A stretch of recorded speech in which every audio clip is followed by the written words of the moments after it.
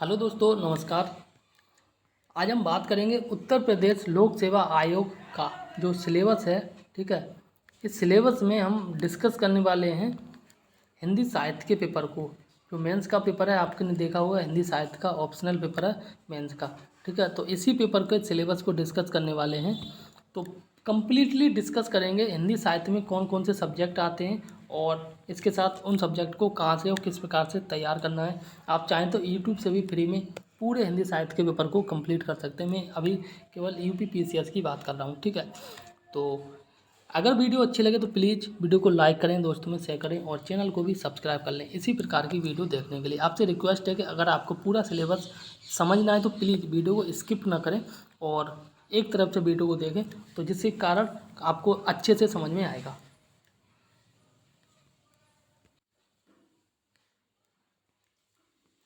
देखो, ये है हिंदी साहित्य का प्रथम पेपर। पहले मैं आपको बता देता हूँ। और हिंदी साहित्य का प्रथम पेपर का पहला भाग और दूसरा भाग, ठीक है, ये पेपर बंद हो गया।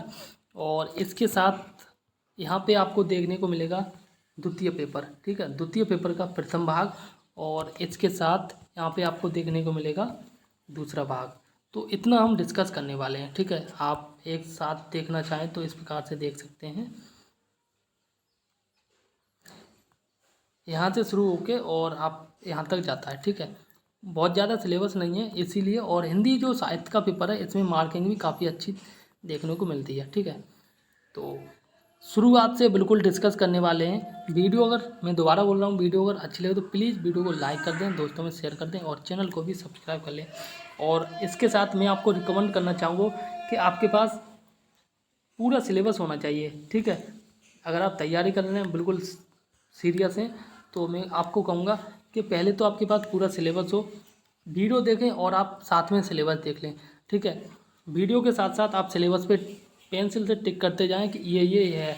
और इसके साथ अगर आप चाहें तो एक रफ कॉपी पे या A4 साइज के जो पेपर होते हैं उस पर आप पूरा सिलेबस लिखते जाएं। क्योंकि मैं इसलिए नहीं कर रहा हूँ कि मेरी वीडियो, मैं केवल इसलिए कर रहा हूँ जिससे कि आपको पूरा सिलेबस याद हो जाए। ठीक है, और जब तक आपको सिलेबस याद नहीं होगा तब तक विश्वास मानिए कि आपकी जो स्टडी होगी उसमें चार चांद नहीं लगने वाले हैं। ठीक, तो ये हिंदी साहित्य का प्रथम पेपर है। प्रथम पेपर का प्रथम भाग में डिस्कस करेंगे, दूसरे भाग में डिस्कस करेंगे प्रथम पेपर का। इसी प्रकार से हम आगे डिस्कस करेंगे। तो आइए शुरुआत करते हैं। ठीक है, तो प्रथम भाग है। ठीक है, और इस प्रथम भाग में सबसे पहले कहा गया है कि हिंदी भाषा तथा नागरी लिपि का इतिहास। ठीक है, हिंदी भाषा का इतिहास और नागरी लिपि का इतिहास के बारे में बात की गई है। और इसमें क्या क्या आता है, पाली, प्राकृत एवं अपभ्रंश तथा पुरानी हिंदी का संक्षिप्त परिचय दिया गया। इसके बाद आगे कहा गया है मध्यकाल में ब्रज और अवधी भाषा का जो काव्य के रूप में विकास के बारे में बात की गई। इसके बाद खड़ी बोली के जो साहित्यिक भाषा के रूप में विकास हुआ है उसका वर्णन करना है आपको। और राजभाषा का वर्णन करना है। संपर्क भाषा, राष्ट्रभाषा एवं मानक भाषा के रूप में हिंदी का वर्णन करना है।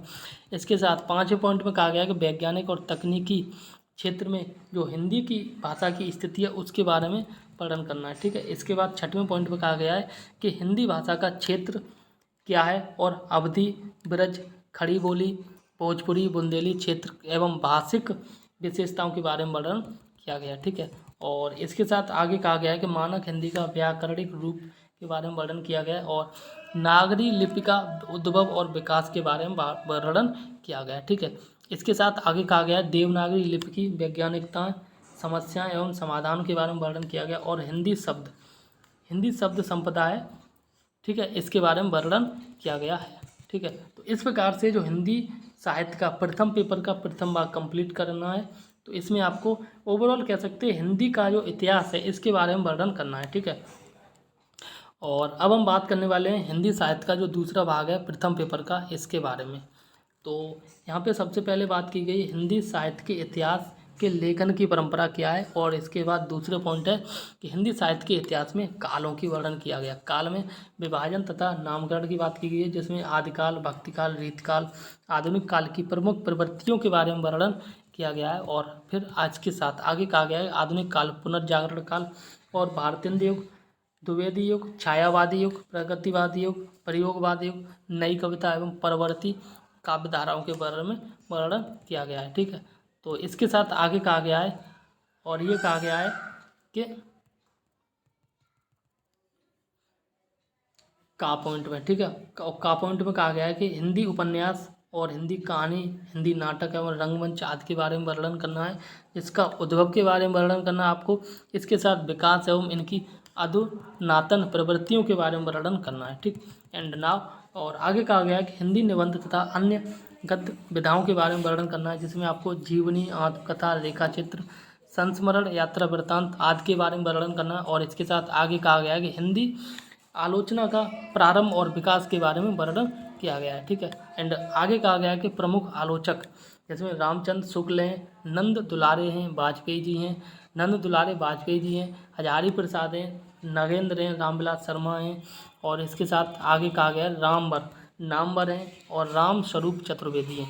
तो इनके बारे में वर्णन करना है। ठीक है, तो ये हिंदी साहित्य का जो प्रथम पेपर था, और इसके दोनों भाग हो गए, प्रथम भाग और सेकंड भाग। ठीक है, तो इसके बाद अब हम बात करने वाले हैं हिंदी साहित्य का जो दूसरा पेपर है और दूसरे पेपर का प्रथम भाग। ठीक है, तो इसके बारे में वर्णन करना है। तो इसमें कहा गया है सबसे पहले कि इस प्रश्न पत्र में निर्धारित रचनाओं में से व्याख्या करनी और एवं उन पर आलोचनात्मक प्रश्न पूछे जाएंगे, उनके उत्तर देने हैं आपको, जिसमें कबीरदास की ग्रंथावली के बारे में वर्णन करना है और संपादक के बारे में वर्णन करना है। ठीक है, इसके बाद कहा गया है कि श्याम सुंदर दास, एक सेकंड, साखी संख्या 1 से 100 तक का वर्णन करना है और पद संख्या 1 से 20 तक वर्णन करना है। ये सभी रचनाएं कबीरदास की जी की हैं। ठीक है, इसके बाद आगे कहा गया है सूरदास का जो भ्रमर गीत सागर है, इसका वर्णन करना है, जिसमें रामचंद्र शुक्ल की जो पंक्तियाँ हैं 51 से 100 तक।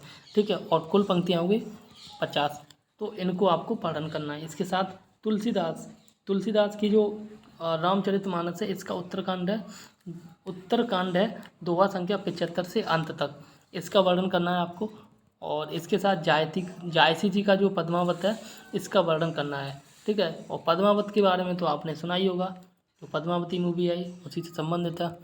ठीक है, और इसके साथ आगे कहा गया है संपादकों में रामचंद्र शुक्ल, इनकी कहानी है सिंगलदीप खंड और नामवती वियोगखंड। ठीक है, इसके बाद बिहारी संग्रह, इसमें कहा गया है प्रारंभ से 100 तक दोहे तक का वर्णन करना, और हिंदी परिषद प्रकाशन इलाहाबाद, इनका वर्णन करना है। इसके साथ जयशंकर प्रसाद का नाटक है कामायनी, इसका वर्णन करना है। श्रद्धा और एड़ा सर्ग। ठीक है, इसके बाद सुमित्रानंदन पंत का नौका विहार परिवर्तन निराला का वर्णन करना, और राम की शक्ति पूजा अज्ञेय असाध्य वीणा मुक्तिबोध, इसका वर्णन करना है अंधेरे में। ठीक है, और आगे कहा गया है नागार्जुन, ये रचना है बादल को गिरते देखा है और अकाल के बाद। ठीक है, इन सब का वर्णन करना है। और अब बात करते हैं हिंदी साहित्य का जो दूसरा पेपर है और दूसरे पेपर का दूसरा भाग का। ठीक है, और दूसरे भाग में यहाँ कहा गया नाटक, इसमें भारतेंद्र हरिश्चंद्र का नाटक है अंधेर नगरी, और जयशंकर प्रसाद का स्कंदगुप्त, इन दोनों नाटक के बारे में आपको वर्णन करना है। तो जो अंधेर नगरी है, ये तो आपने पढ़ा होगा, अंधेर नगरी, चौपट राजा, टकासेर खाजा, टकासेर भाजा। ठीक है, तो ये आपने नाटक पढ़ा होगा, आई थिंक कक्षा 5 में था।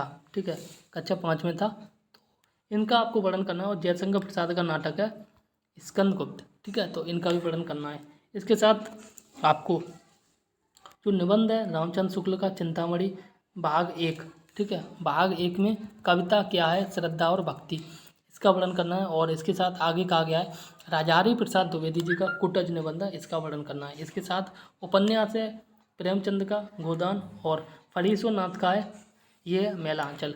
ठीक है, इनका आपको उपन्यास का वर्णन करना। और इसके साथ आगे है हिंदी की कहानी है, जिसमें प्रेमचंद की माँ कहानी है, और जयशंकर प्रसाद की आकाशदीप कहानी है, और आज्ञे जी की है। ठीक है, एक क्वेश्चन आपसे पूछता हूँ कि आज्ञे जी का पूरा नाम क्या है। ठीक है, तो अगर आपको पता है तो प्लीज़ कमेंट बॉक्स में अवश्य कमेंट करना। ठीक, तो इसके साथ आगे का जो है कहानी है रोज है, और राजेंद्र यादव की कहानी है जहाँ लक्ष्मी कैद है। ठीक है, और उषा प्रियंवदा की कहानी है वापसी। तो इस प्रकार से आपका हिंदी साहित्य का पूरा सिलेबस कंप्लीट हो गया। ठीक है, और हिंदी साहित्य का यही सिलेबस है और इसी को आपको पढ़ना है। ठीक है, इसी को आपको पढ़ना है। अगर आप इसको बहुत ही अच्छी तरीके से पढ़ ले तो विश्वास मानिए आप हिंदी साहित्य में बहुत ही अच्छे मार्क्स लेके आ सकते हैं। हिंदी साहित्य में आपको बता देता हूँ 2 पेपर होते हैं और दोनों पेपर 200-200 मार्क्स के होते हैं, ठीक है। तो टोटल हिंदी साहित्य का जो ऑप्शनल है वो 400 मार्क्स का होता है और 400 मार्क्स में से अगर आप 50% से ज़्यादा यानी कि 200 नंबर से अगर आप ज़्यादा ले आते हैं तो मान के चलो आपका पेपर अच्छा गया है। और इसके साथ अगर आपके 275 मार्क्स इसके अप्रॉक्स होते हैं तो ये मान के चलो आपका पेपर बहुत ही अच्छा गया है, ठीक है। तो कोशिश करें कि हिंदी साहित्य में अच्छे से अच्छे मार्क्स लेके आएँ और इसी साल 2023 में आप सेलेक्ट हो जाएं, ठीक है। तो इसके साथ मैं आपको बता देता हूँ कि हिंदी साहित्य को फ्री में कैसे पढ़ें, ठीक है। हिंदी साहित्य को फ्री में किस प्रकार से पढ़ें, देखो यूट्यूब के एक सोर्स है, इसके साथ एक सोर्स हो गया आपका टेलीग्राम। यहाँ पे अगर आप सर्च करते हैं तो आपको हिंदी साहित्य के यहाँ पे वीडियो मिल जाएंगे और यहाँ पे कुछ लिंक मिल जाएंगे, जिन लिंक के द्वारा वीडियो आप देख के यूट्यूब जो वीडियो देख के आप हिंदी साहित्य का पूरा कम्प्लीटली पेपर देख सकते हैं। और इसके साथ मैं आपको बता देता हूँ कि या तो हिंदी साहित्य की स्टैंडर्ड बुक ले लो, ठीक है, या फिर आपसे कहूँगा कि हिंदी साहित्य की जो दृष्टि की बुक आती है वो ले लो। इन वीडियो को देख के और ये जो बुक हैं इनको पढ़ लो, बस आपका आराम से हो जाएगा। इसके साथ एक और चीज़ करनी पड़ेगी आपको और वो है टॉपर्स की कॉपी, क्योंकि टॉपर्स की कॉपी किए बिना आपको बहुत अच्छे मार्क्स नहीं लेके आ पाएंगे, चाहे आप कितने भी बार भी पढ़ लें। क्योंकि टॉपर्स की कॉपी जब आप देखते हैं तो पता चलता है कि जो क्वेश्चन का आंसर है वो किस प्रकार से लिखा गया है, ठीक है, और किस किस प्रकार के फैक्ट ऐड किए गए हैं। तो जो आर्ट ऑफ आंसर राइटिंग होती है वो आपको यहीं से देखने को मिलेगी, ठीक है। खैर, तो दोस्तों अगर वीडियो अच्छी लगी तो प्लीज़ वीडियो को लाइक करें, दोस्तों में शेयर करें और चैनल को भी सब्सक्राइब कर लें इसी प्रकार की वीडियो देखने के लिए। तो तब तक के लिए नमस्कार, जय हिंद।